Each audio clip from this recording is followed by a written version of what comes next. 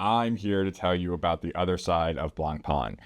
This is one of the most historically significant high horology companies on the planet, and you should know more about it. If you're new to our video, I'm Elizabeth Smith. This is George Reed. We're with Oliver Smith & Jeweler. We specialize in luxury watches, new and pre-owned, as well as jewelry. You can visit our stores in Scottsdale, Arizona, also in Aspen, Colorado. We just had the pleasure of hosting the U.S. President, Leonardo, of Blancpain here at our store in Scottsdale, and he brought some amazing watches with him, unlike anything I've ever seen before. The crew there was kind enough to bring us some really cool watches, some really important watches, on North American debut even, some stuff we haven't seen before, I've never seen before. So of course we said, can we keep these? Because we're going to take them to video.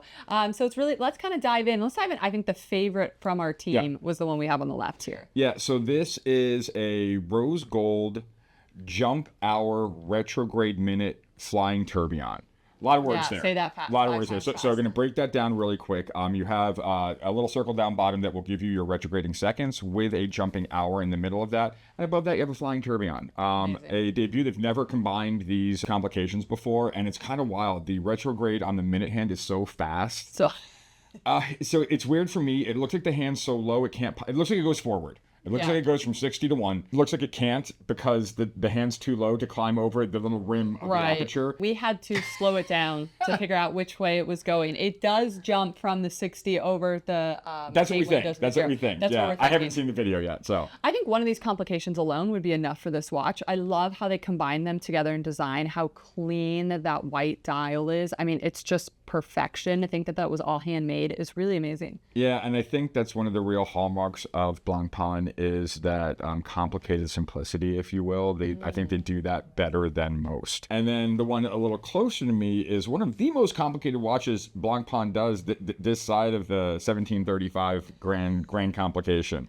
So this is a perpetual calendar moon phase with a double display of the equation of time. Equation of time, kind of weird, kind of esoteric. I'm going to break it down for you real quick. We don't travel around the sun in a circle. Right. We travel in an ellipse. So we all agreed on time as a certain round that doesn't really exist. And what I mean by that, certain times of the year, certain months of the year, at noon, the sun will be directly above you. Certain times of the year, the sun will be over here, the sun will be over here by about 15 minutes either way. So plus or minus 15 minutes based on that elliptical orbit. So down bottom, they open up this aperture to show you this elliptical running cam that is a miniature, mathematically perfect path of our little world around the sun. They do it up here in a fan shape with a plus or minus 15 minutes. And then they do the coolest thing.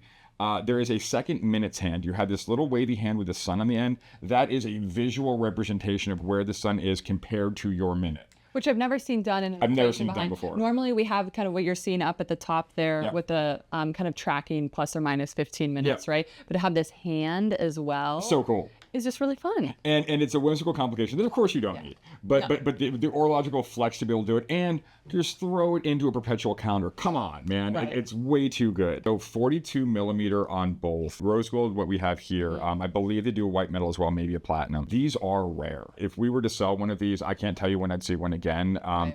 And they're expensive. These are six-figure watches. This is the rarest of the rarest, the finest of the finest, and it's just really cool to have one of these here. Would be quite a feather, and I could have to have both.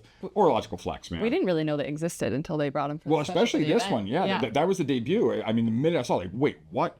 So, very, very cool stuff. Both of these watches are still here right now in flagship. Might be dating ourselves a little bit. If you want to see them, come on down. I'd love to show them to you personally. If you like this content, please like and subscribe. I cannot tell you how much it helps you out.